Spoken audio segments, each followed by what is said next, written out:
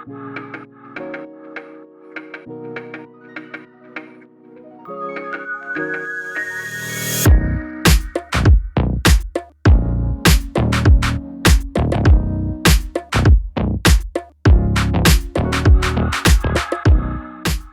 back to Not the Same, a podcast that brings you true stories of real people sharing their personal testimonies of transformation. I am your host, Rachel Heinberg.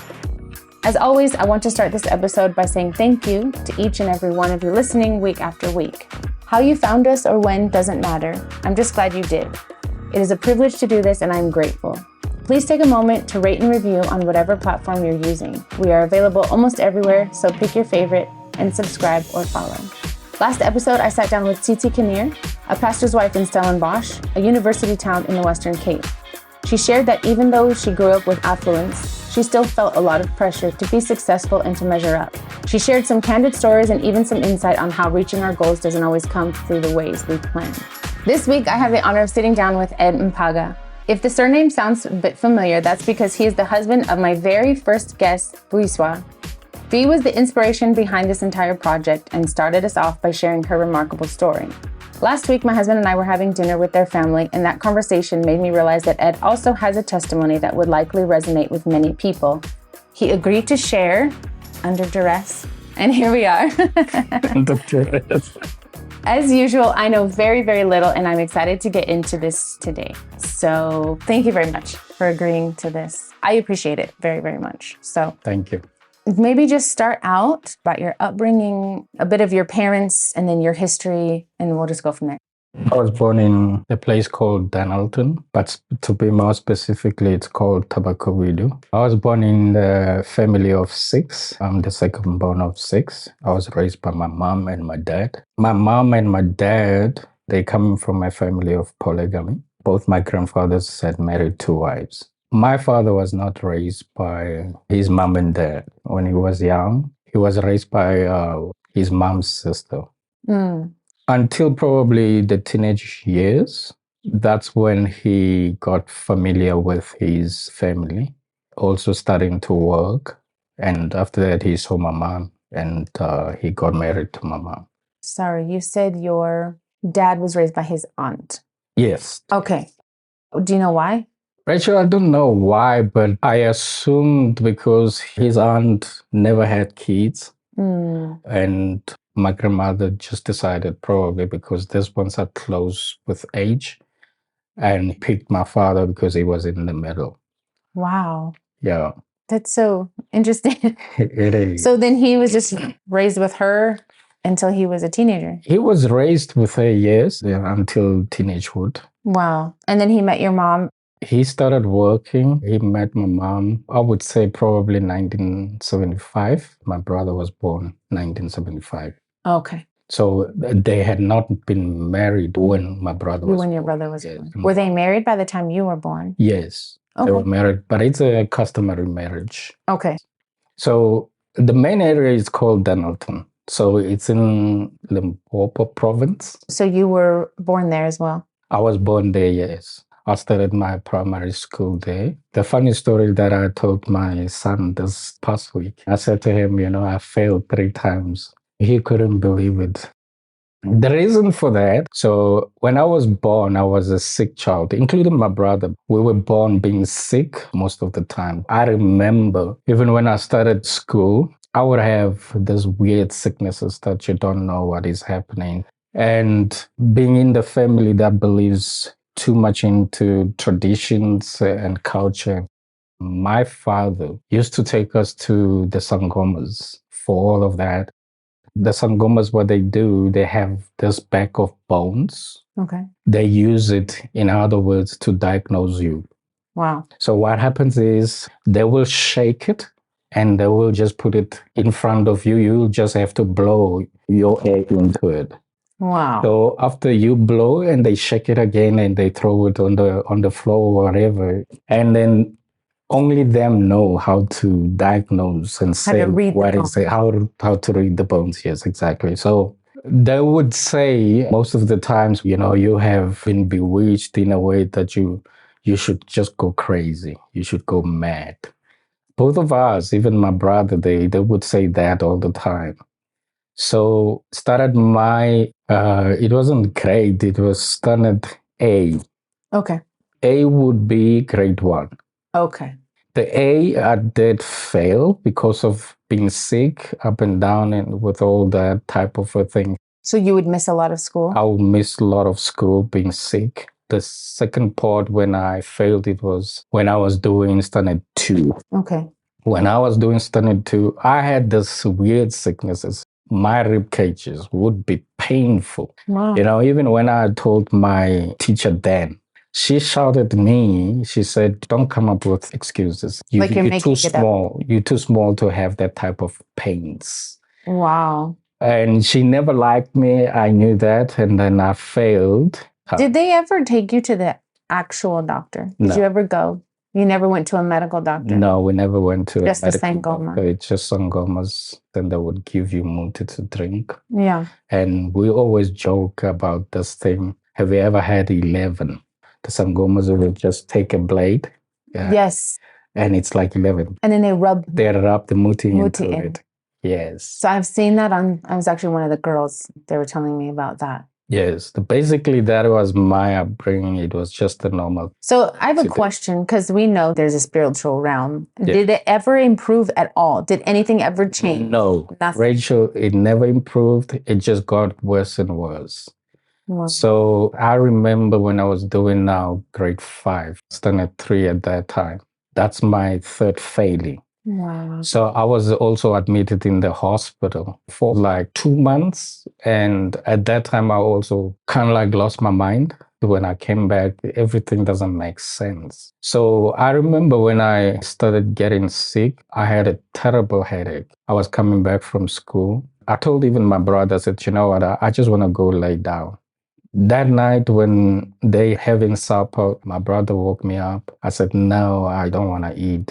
The following day, the headache was still hammering me. Wow. So they even forced me to eat, but I wasn't getting better. No appetite, no nothing. To the point where my mom had to move me from my bedroom to her bedroom because she was seeing that the situation is getting worse and worse. I remember my brother, he was telling me after I got healed, he said, you know what, at some point he was scared even to come into the room because I was speaking with a soft voice, like I'm losing it, I'm fading away. Wow. And he thought that, you know what, I don't want to see this guy dying. Yeah. So this was during grade 5, you said? Grade 5 called standard 3. Yeah, standard 3. So would you have been 11, 10? Oh, yes, I could have been 11 at that time. Yes. That was when you were admitted to the hospital, or that was after you got out? They had no option now. Now they can see that this guy is probably dying. Yeah. So they took me to the hospital. So I spent almost 2 months at the hospital. Nothing was making sense at all. I would have these kinds of visions of flying people coming into the hospital and stuff like that. I bet you had a very high fever. I can tell you that was witchcraft, definitely witchcraft. Okay. Yeah. So did you end up getting better with medicine and all? I got better because of medicine, yes. I remember even coming back, I climbed the bus by myself, but mind-wise, I wasn't making sense. Wow. So I remember one of my cousin's sister was working at the hospital as a nurse.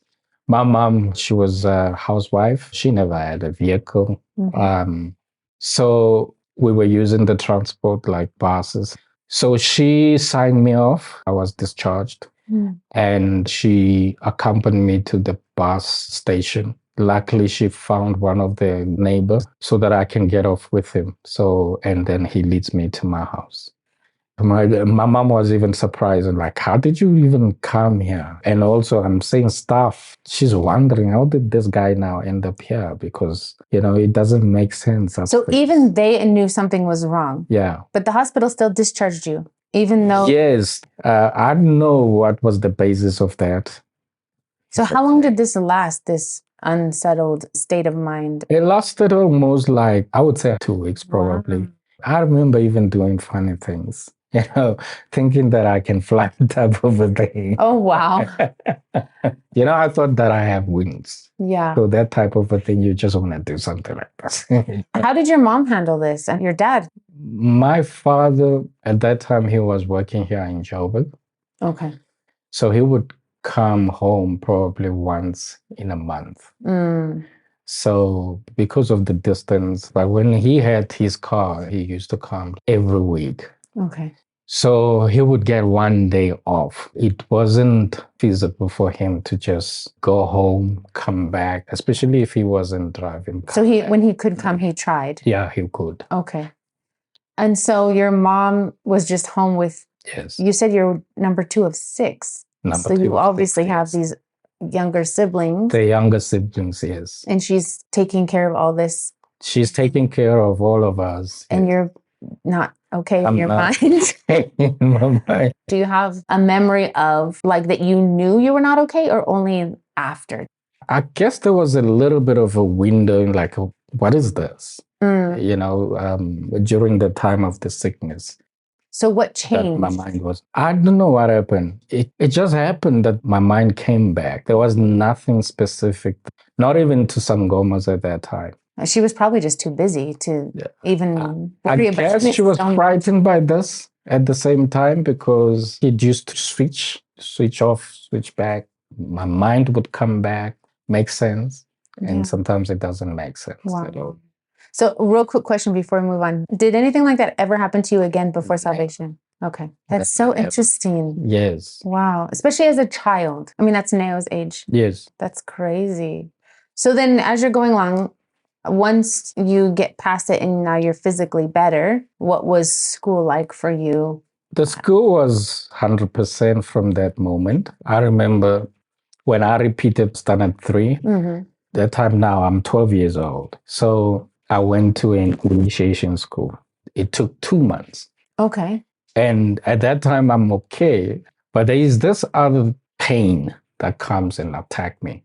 But that one, you know, I would say manageable, but it was horrible when it has to come. So now I'm doing standard 3. I'm repeating it, but now they send me to initiation schools during winter time. What is that? It's a circumcision school. Oh, wow. To be circumcised. When does that happen? Is it a certain age? It used to happen at the later ages, like from 16 upward. But as time goes, it started going down from 9, 10, 11, you could go. Wow. So if you can tell however much you're comfortable about the whole... No, I'm fine with it. Okay. What does that involve? So the school break would be June, but you would go and the schools will open. And you're still at the initiation school. Okay. So you were like excused. Yes. It was something that is understood within the community. And would you go away? You go away into the mountains as young boys. You sleep in the mountains. You are taught all kinds of things of manhood. You know, when you come back, it's actually that they told you that you are a man now. Yeah. No longer a young boy. Okay. Yes. Is it also with different kinds of rituals and ceremonies? There is rituals that happens. They cut your foreskin, and that's initiation. Something that is done in the hospital for sure for boys. Would it be in the beginning, and then you spend some time healing? To healing, yes. Okay. Yes. So they do it in the beginning, and then as you're healing, then they do all this stuff. Yes. And from what I understand, it's not very sanitary. No, it's not healthy. Yeah, it's done pretty primitively. Not like with a sterile knife or with a nice precision. It's just kind of like hack job. No, they can hedge you. Yeah. The way they do is just a knife that is just sharpened and they cut off. Wow. And so then the time is spent. They introduce you to all kinds of things that are happening there. Is there other boys that go? Yes, I went with my cousins as well. Yes. Okay. After that was done and you finished with that initiation. Yeah. I guess I'm curious about the spiritual side of this, you know, the traditional side. Did you feel different? No. Did you ever question anything or like, what are we doing or why are we doing this? Or was it just normal every day? This is what everyone does. It is a normal thing within the culture. So if you grow in that place, you see that as being normal and you begin to embrace it. The elders command it. And you see it as something that is good at that time. Okay. The only thing is that for me, through my life, because of sicknesses and all of that. The question that I had was to God, why did you create me? Wow. Why? Because you brought me to suffer. I've never enjoyed my life in those years. Yeah. I was suicidal, actually. I think my father had lost his job due to those kinds of spiritual things that my father was involved in as well. They say that he was running away from the calling of being a Sangoma. Oh, wow. Okay. So I remember my mom asked me, where's the money? I said, I don't know. I've never stolen money at that age. So, and my father came and says, I remember, I think he called me bastard or something like that. And I never had that close relationship with my father, but he was present. Okay. So those words went right through my heart. I remember searching for a rope, went in the field, climbed on the tree. I was about to hang myself. So what does that make was there were people that were carrying the wood from the mountains coming. So now those people, that was their resting place. I'm on top of the tree there, and they don't see you. They don't see me, and until that anger subsides. That's actually what rescued me. So God sent those people. Yeah, I would say yes. Absolutely. Definitely. Yeah. Yes. What age would you have been? I think I was 9, 10. Oh, wow. You're so young. Yes. Did that carry with you, that anger and resentment towards your dad after that? Or any suicidal thoughts? Not that one specifically, but my father being away, there was no relationship. Yeah. Even becoming the teenager, you become a teenager, there's certain things that you would love to have, and you see your friends having them. And, I remember then we used to just write the letters to my dad and says, this is what I would love to have. Being drunk of the labels, fashion, but nothing materializes. And at the same time, I see my father having more of a relationship with my brother than me. And when he applies the discipline, to me, it was kind of like something that is a rejection because I don't know the other side of him. I just know this side of discipline. During the Christmas times, we would have the same attire, but he would have a tie on. And then I wouldn't have a tie on, and I would get so mad. It's even showing on the pictures if you look at the pictures. And he built it up as a resentment. Okay. As I was growing up, yes. I never understood the side of discipline because there is no other side. So I remember one time I'm going to school. My mom didn't want to put on the school tie. So I said, no, I need my school tie or else I'm not going to school. My mom said, no, you're not getting your school tie. So I walked out of the house slowly. My father was there. So my father walks as if he's going to his mom's side. He gets across. He finds me. And at that time, I'm about to run with my friends. We go into school. Yeah. So he calls me, grabs me. He pulls out the belt. He goes at me. And that put the shame on me because my friends, when we go to school, they laugh at me. So they saw. They saw it. So, yeah. So after this initiation school and you're growing up, how were your high school years? My high school years were pretty good. I would say kind of like a late blooming. I wasn't that sick except the belly pain and stomach cramps that would come. I would get position 2 or 1 all the time. Wow. From the high school. Yes. That's interesting because of the failing in the beginning. Yes. Which obviously pointed to just the sickness. The sicknesses, yes. The emphasis was on home languages. I would get 100% on mathematics, but if you fail your home language, you're not going through. Yeah. It doesn't matter whether you pass all the subjects, but your home language, if you fail it, you're not going through. Wow. So you said late blooming. When did you get involved in what you would call sin that you were conscious of? Okay, I'm doing wrong. Yes. I guess the sin started when coming from initiation school, you're thinking you're a man and you need to test yourself. So I was conscious about that. You seek girls and stuff like that. That's how it began in my life. I'm out of innocent. Yeah. Is that something you think?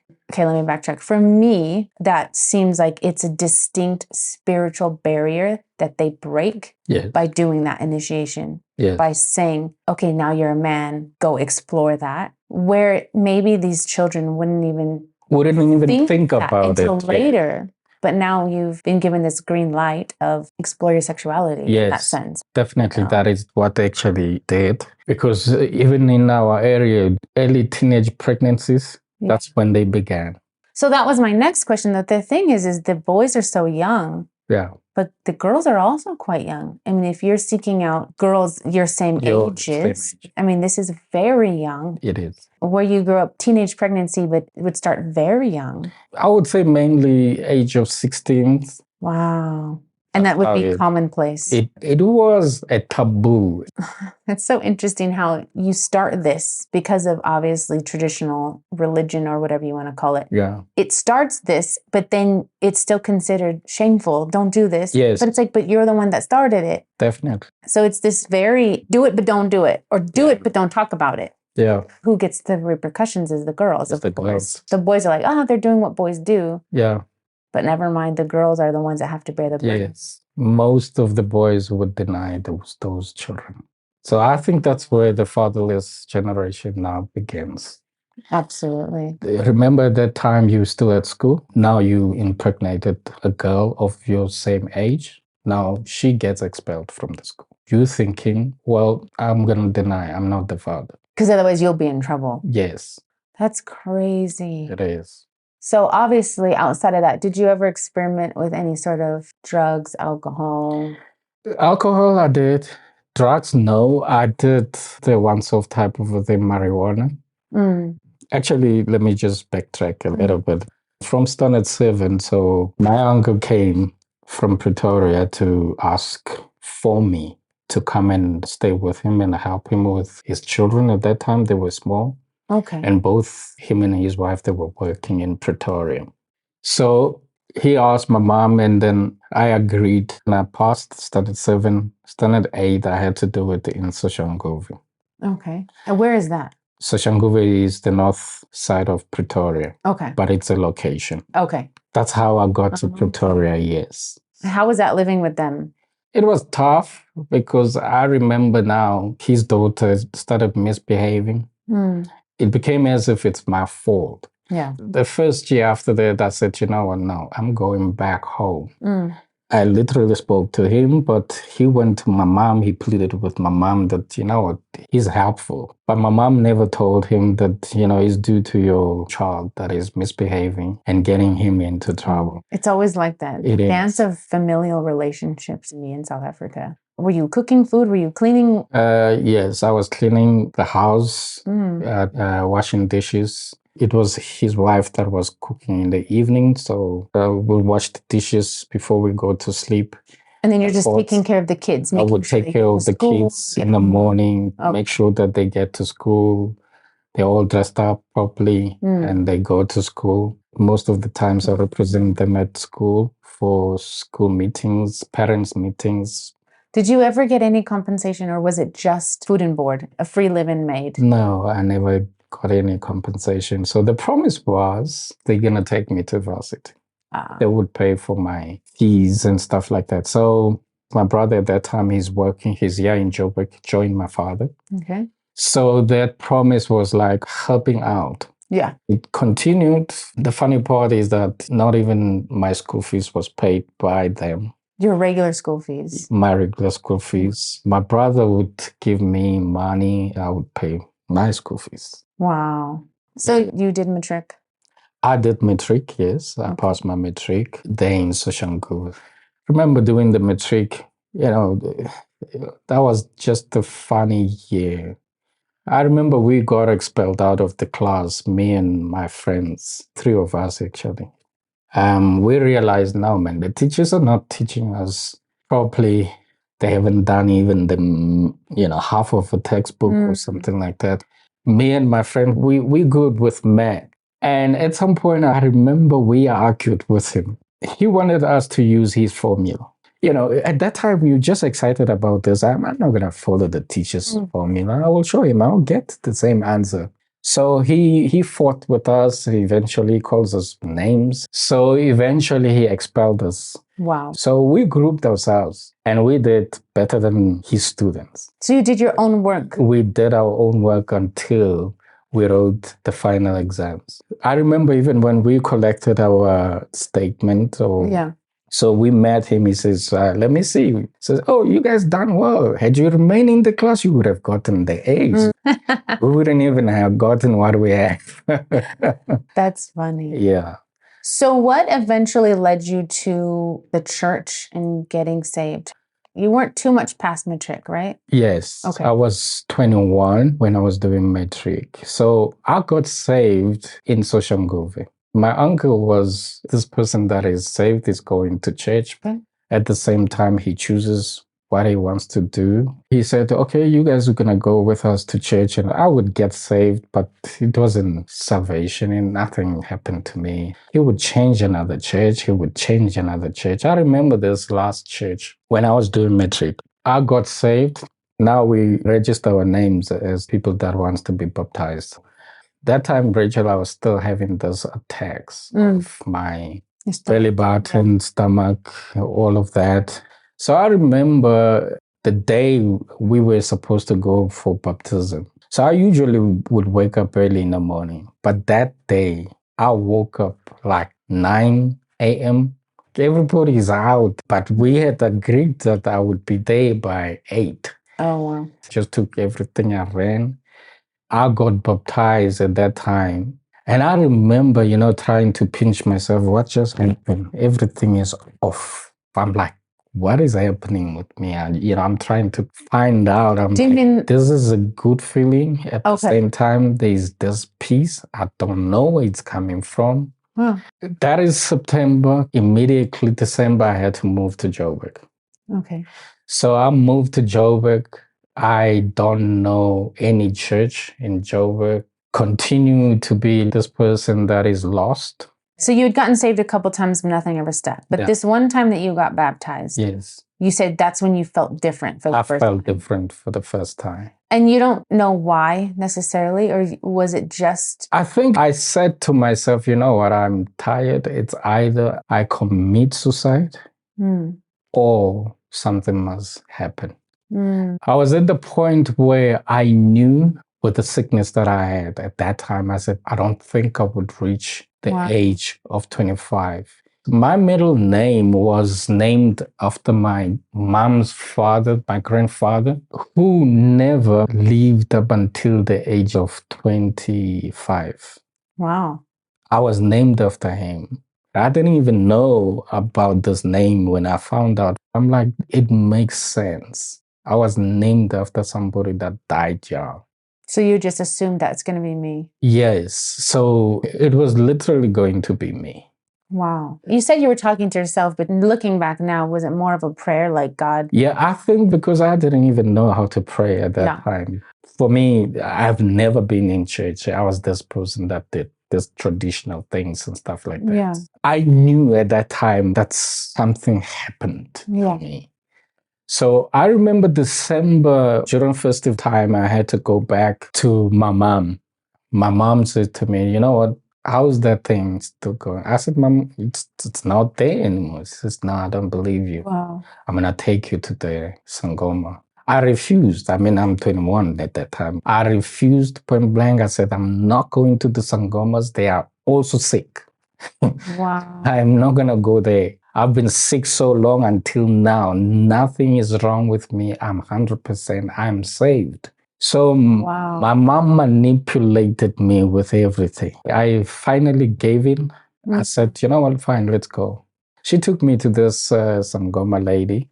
In me, there is a conflict that is happening. But when I got there, I said, Lord, help me. I need your help. So like I said to you, they have this bag of bones. So she brought it towards me. So I said, in Jesus' name. Oh, wow. She threw it on the floor. She looked at me, she looked at the bones, she looked at me, she looked at the bones. My mom is wondering, what's happening here? She didn't say anything. She puts her stuff back into the bag. She told my mom something. I think she gave some mooties and says, give him this. And I said, I'm not even going to drink that. And that, Rachel, led to my mom getting saved. So now coming back to Joburg, lost, not knowing where to go until I got to the church in Newlands. Okay. So that's where I recommitted my life under Pastor Sawyer at that time. And this is Mike Sawyer. Yes, Mike Sawyer. Okay. How old were you when you found the church? It was 2002. Okay. Yeah. What happened is my brother had a girlfriend. So this girlfriend, she had gone to church. So my brother went to fetch her. So he sat in the church. Now he tells me, he says, hey, there is a church there. I think you must go check it out. So this time now, my younger brother had come also to join us. He finished matric. Okay. So we all here, my brother, me, my younger brother. So 2002, my father was dead. My father died 2000. He was gunshot. From what? We had this new mountain bikes. So he took the mountain bike to Rodiport. I don't know whether it was just a robbery or what was happening. And he was shot, cold blood. He died. You were 23? 23, yes. So at that time, it threw me off as well. We had to carry the siblings. Let me backtrack a little bit. As I started my college, my brother was willing. He says, no, I'm going to pay for you. So my father realized probably it's kind of like a burden. My father got me a job where he works. So I became a waiter, but now I'm studying at the same time. And we're working together until 2000. He dies. After he dies, we're carrying the family, lost the job as well. So everything is just chaotic. Chaotic. So now his girlfriend went to church. He went to fetch her just once. Just one time. One time. And then he just sees it. He just sees says, it. hey. He says, hey, there's a church there. It's an American pastor, but I can't hear what he said. so I got there. I remember we went Sunday morning. The church was predominantly colored, a few white people. For me, I was just a little bit naive in terms of checking, the color of the skin, stuff like that. Yeah. So I remember God spoke to me. He says, this is the place. Wow. That was it. I never looked back. That was the place. And I established a relationship with Pastor Sawyer. That's amazing. It's really amazing. It's just interesting, like the chance, so obviously we know God works everything out for good, but like she's there. Your brother just happens to go there. Says, hey, there's this church I found. And at that time, Rachel, I was like, I need the church. I need to belong somewhere. Because you could feel it. I could feel that it's things not working out. So from that moment, you said you recommitted. Yes. And never looked back. Never looked back. We know from Fee's testimony way back in the beginning, eventually you guys met and that's where you got married. Yes. Right, in that church. When did you first go out and pastor? We took over the same church. Oh, okay. We took over the same church. What happened is Pastor Sawyer left late 2003. Okay. And there was a disciple that was launched out into Rosettenville, Carlos Schuster. So he came and took over. He's the one who married me and my wife. Yeah. So things happened. Pastor Bennett called me. He says, you are going to take over. At that moment, the discipleship was almost non-existent in the church. I said to Pastor Bennett, I myself need direction. The church has gone through many things. I don't think I'm fit to do this, but I said, no, you're going to take over. It was 2009 when we took over. Okay. When we took over the church, young people got saved. Lots of young people like Verlene. Okay. Yes. That's right. I forgot that. Yes. And the brother also, they got saved. Because Lloyd is from that church as well. Lloyd was discipled together with me. Okay. Yes. So then did you come back to Eldos again before you pioneered? We actually had been launched out to Diepsloot. We looked for buildings. We couldn't find any buildings. There is no buildings at all. And then Pastor Bennett saw the building in Albertville. He says, now give it a try there. We gave it a try in Albertville. How long have you been back in Eldos? It's almost two years this year. Okay. Yes. And so obviously when we moved here, we didn't know your family. I mean, we knew who you were, but you guys were out. We didn't have relationship because you weren't in Eldos. Yeah. But since coming back, my husband asked you guys if you would take over the children's ministry and stuff. Yes. I will say that you being back in the mother church, I know we don't always plan for that, but it's been such a blessing for us. I know you came back the same time that the Stainbanks came back. Yes.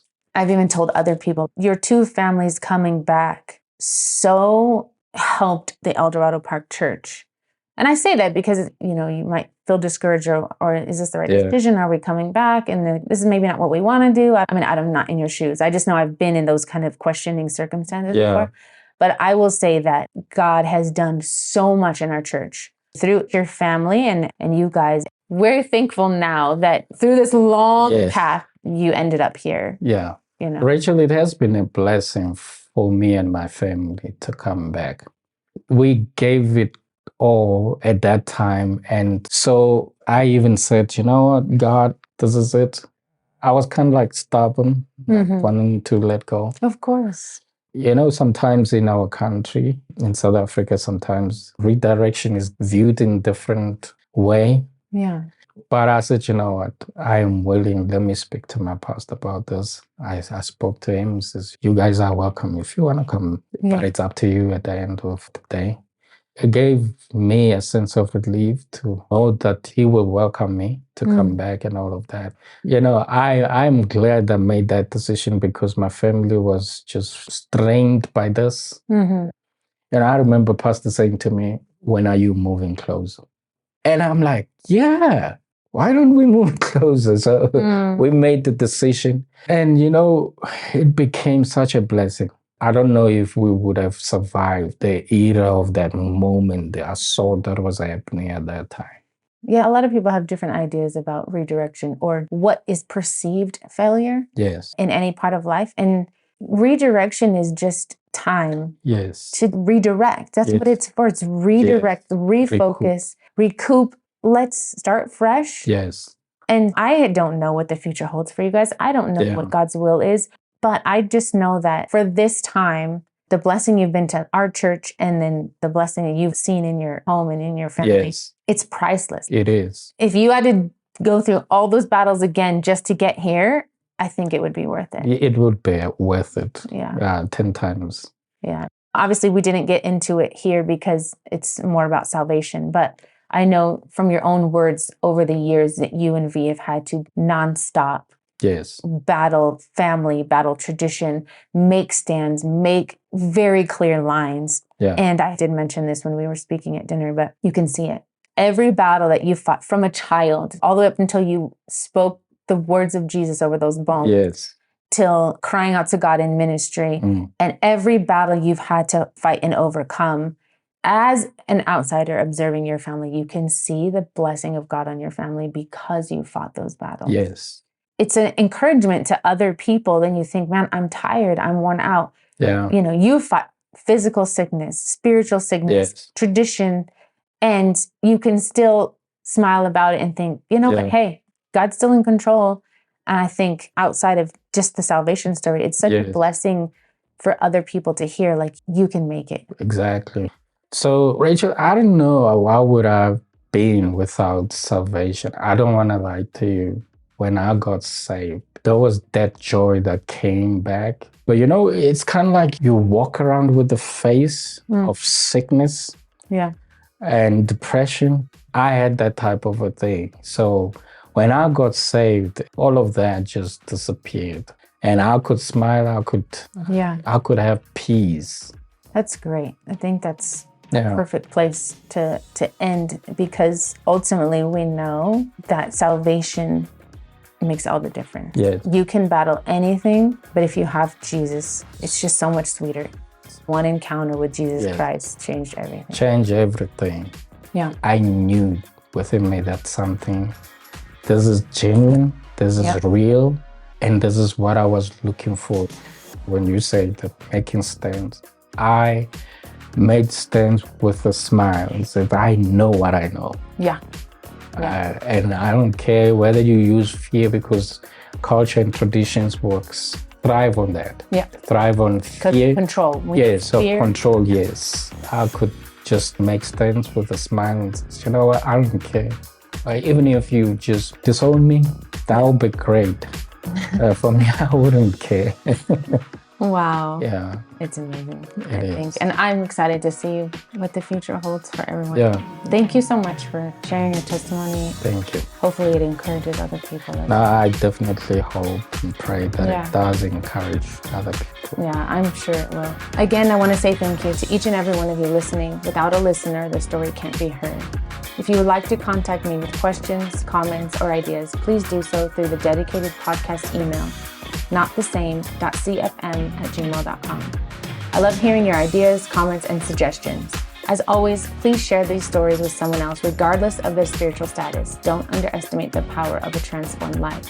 Last but not least, I want to encourage you to take a moment and examine your heart. If you are not a Christian or even just unsure about it, you can be today.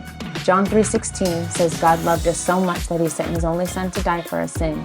A simple prayer is all it takes. Acknowledge your sin, recognize Jesus paid for that sin on the cross, and sincerely ask him for forgiveness, and you can begin again. Until next time, this is Rachel Heinberg, and you've been listening to Not the Same.